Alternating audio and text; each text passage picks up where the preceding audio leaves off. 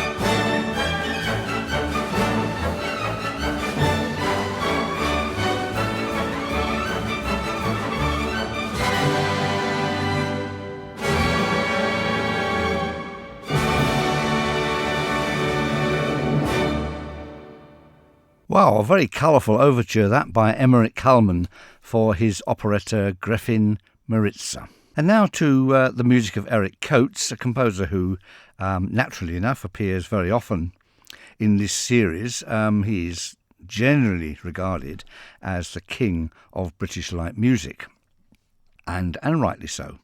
So many wonderful pieces that we all remember from the 50s and 60s on the radio and so forth. I'm going to play something here I don't think I've played before. It's a symphonic rhapsody based on a little piece that he wrote much earlier. It's called I Pitch My Lonely Caravan at Night. It was commissioned, or rather this version was commissioned by Columbia Records, as I say, from a much earlier, shorter piece. This arrangement comes from 1933. It was written for a very large orchestra, including harp and percussion. And like the previous piece we heard, has a very dramatic opening. So something perhaps of Coates a little bit uncharacteristic. I Pitch My Lonely Caravan at Night.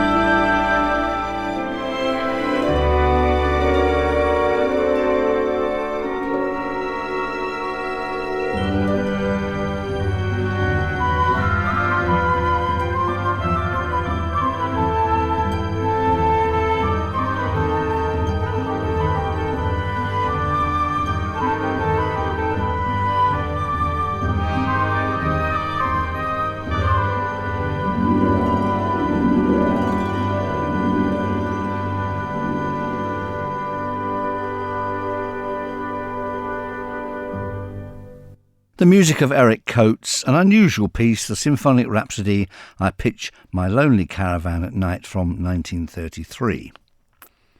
Now to something much more jaunty and whimsical, which must mean the music of Percy Grainger, a very useful composer for a programme such as this, because he wrote dozens of short, interesting pieces, as well as some rather challenging and taxing longer pieces as well. But we tend to avoid those in this particular programme. Here's one I don't think I've played before. It's called Walking Tune, and it's from a series of Room Music Titbits. This is actually Room Music Titbits number 3 from 1940.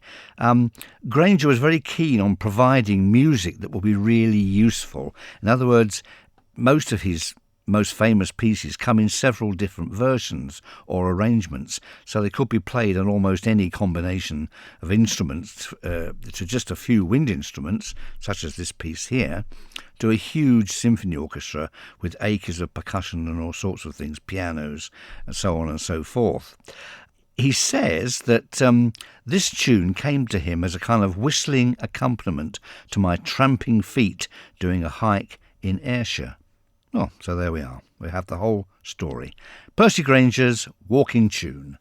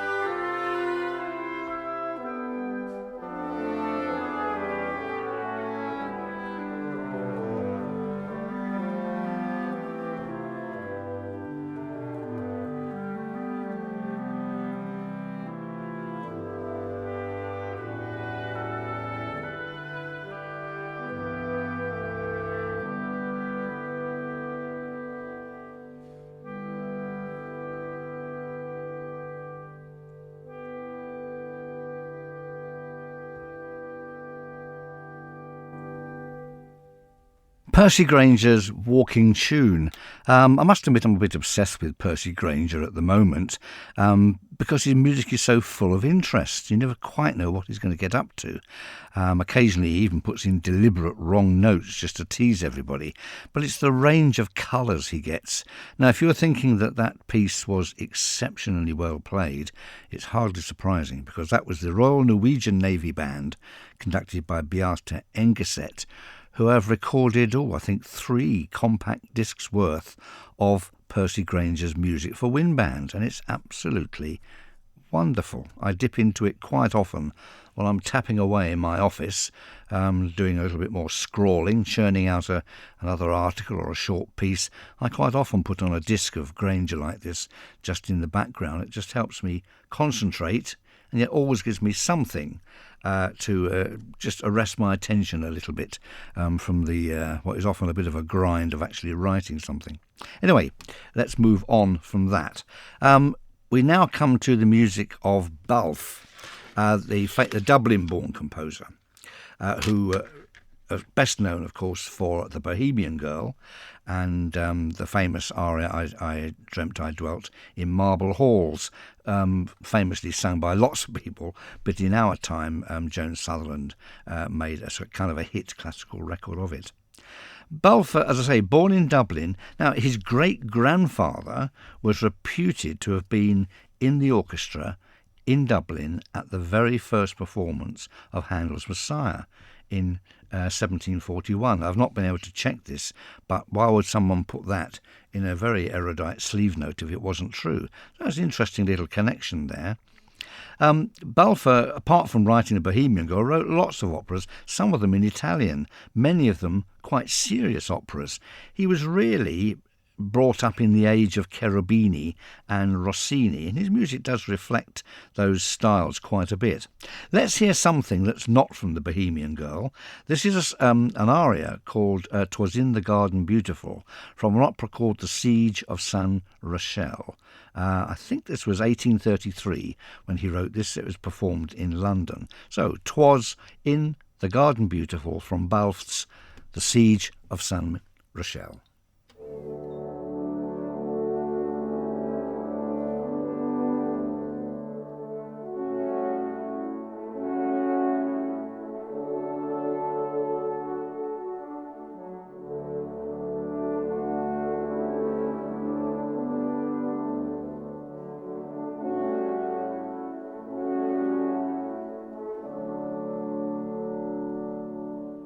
Was in the garden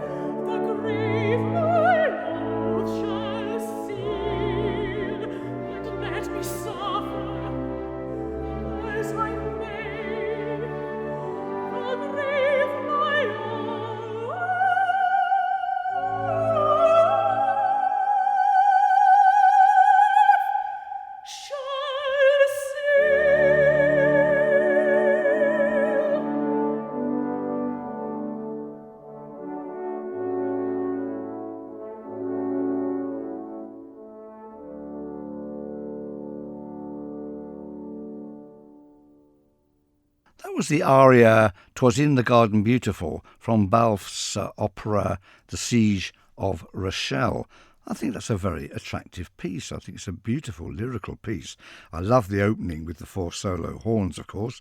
Being a horn player myself, I would love to play that.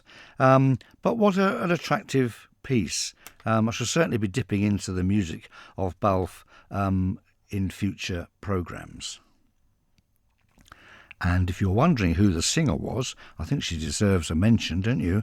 It was Deborah Riedel, with the Australian Opera and Ballet Orchestra, conducted by Richard Bonings, the husband of Joan Sutherland, as you may or may not know, who has done so much to revive 19th century operas and ballets which have been forgotten.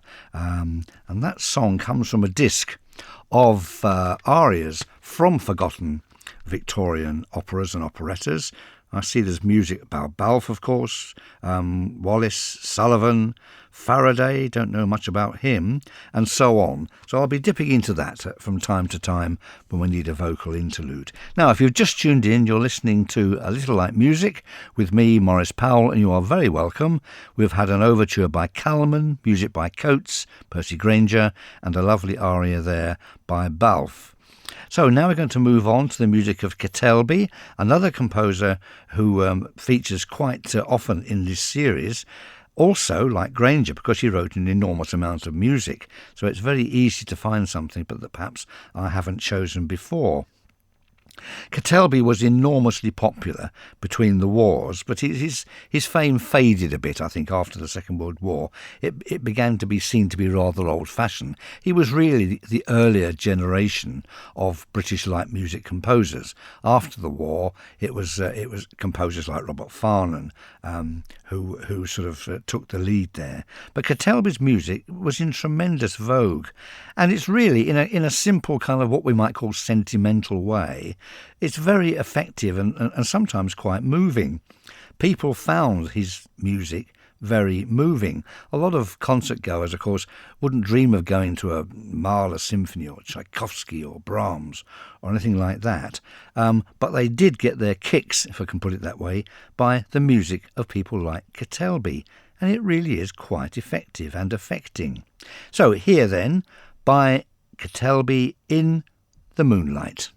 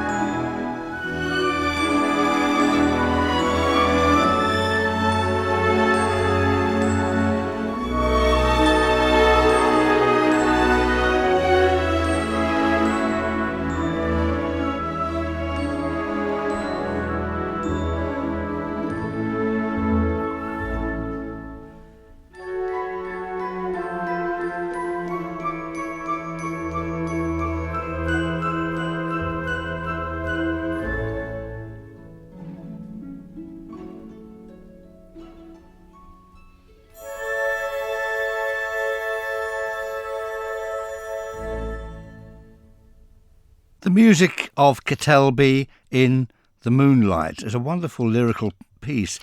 It just occurs to me that the famous composers of light music, not just British light music, but all light music, had the wonderful gift of melody, a gift that was not always given to some of the great composers. They get their effects in other ways, obviously. But certainly when it comes to melody and for music that does not outstay its welcome, light music, and perhaps, I'm holding a torch here for British light music in particular, light music really does... It takes the pearl, doesn't it, if I can put it that way. It's absolutely outstanding for the melody. Think of how many wonderful things Coates has written, how those melodies stay in the memory. Well, there we are, Kettleby. And now to a very famous recording of a very famous piece by a very famous performer, conductor and orchestra, recorded in 1965. There are one or two clues there. Nevertheless, I'm going to play part of the first movement of Elgar's cello concerto. The cellist, of course, is Jacqueline du Pré, the conductor, Sir John Barbaroli, the orchestra is the LSO, as I say, recorded in 1965. It's one of the most famous recordings of all time, and as far as that particular work is concerned, has always been a benchmark by which all other performances are measured. Actually, can you measure anything against a bench? I'm not sure about that. I might have to re-record that bit. However, you know what I mean. The Elgar Cello Concerto, composed in 1919, is a very powerful, highly emotional, rather sad and wistful work at best.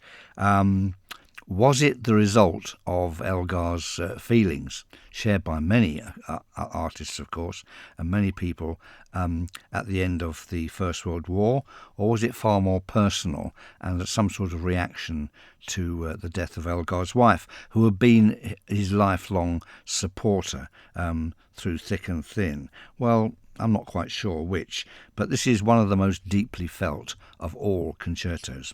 Here is the opening, Jacqueline du Pré, Sir John Barbaroli, Elgar, the Cello Concerto.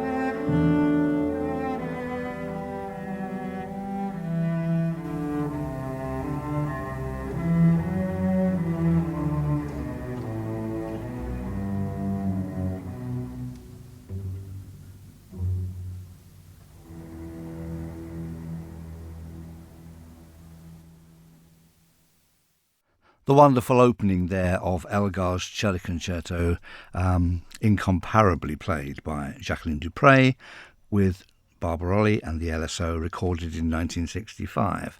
So I almost feel sorry to cut that off there, but perhaps we'll hear the beautiful slow movement in a programme that's coming up fairly soon.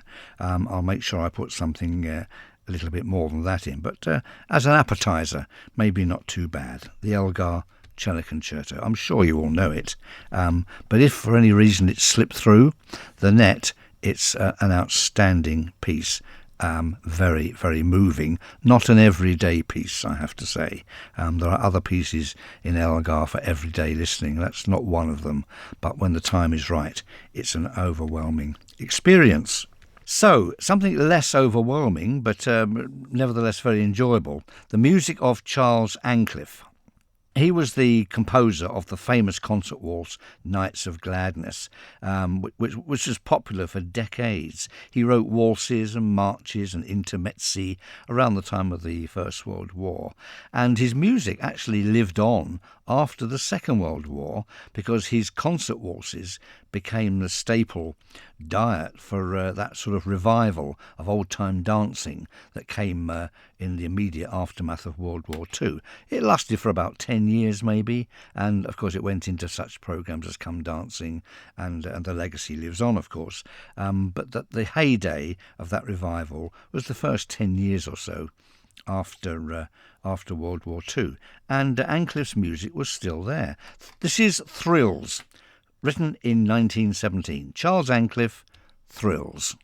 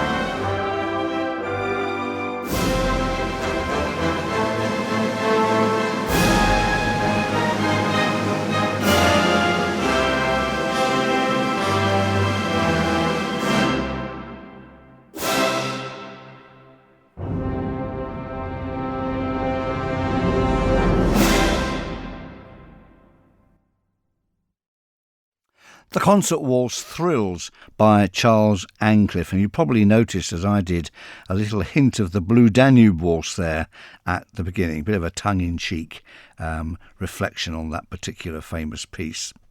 The English concert waltzes were quite different to the famous waltzes of the Strauss era of Vienna. They were slower, for one thing, and they weren't always danced to, of course. They quite often appeared in the winter gardens at places like Bournemouth, where they had a very fine symphony orchestra that played light music concerts throughout the summer. And indeed here, of course, at the Villa Marina in the Gardens. Just the sort of thing you might have heard here in the Villa Marina Gardens in the 1920s. Well, those days will never return.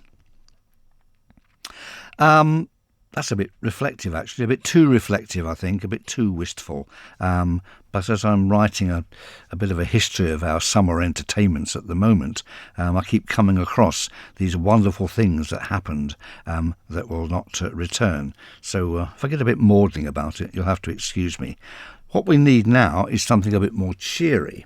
So next we have the music of Cecil White, another composer who was connected to the Bournemouth Symphony Orchestra, I just mentioned previously there, in the great era when Sir Dan Godfrey was the conductor. He was actually a violinist with the orchestra for a while, but a very fine composer too.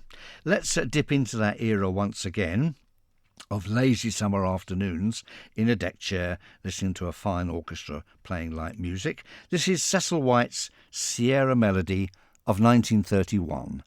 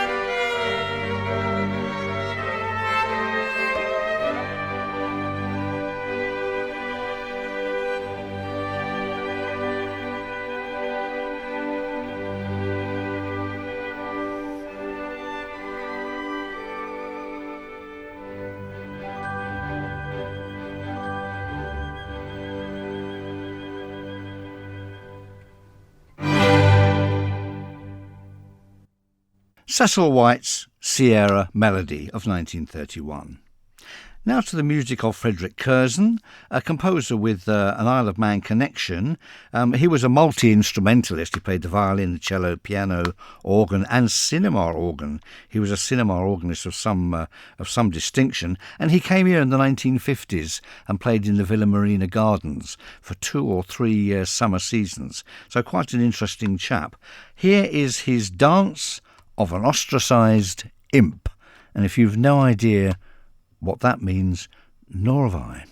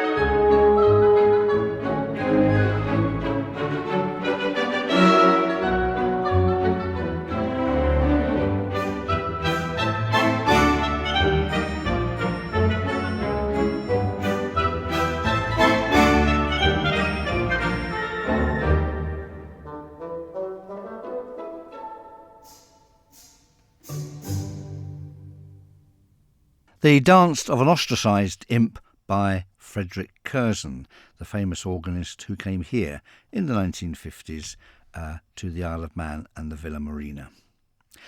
Well, brings us to the end of the programme. It seems to have gone very quickly this evening. I hope you've enjoyed my selection. We've had a range through the different composers of British light music. We've had Coates, of course, Grainger and Kettleby, Charles Ancliffe, Frederick Curzon, all big names in British light music.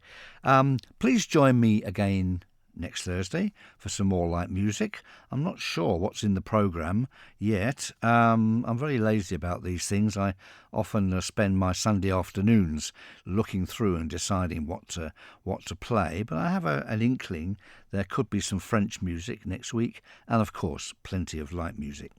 So please join me then. Something to play us out with. How about Arthur Benjamin's Jamaican Rumba? Goodbye.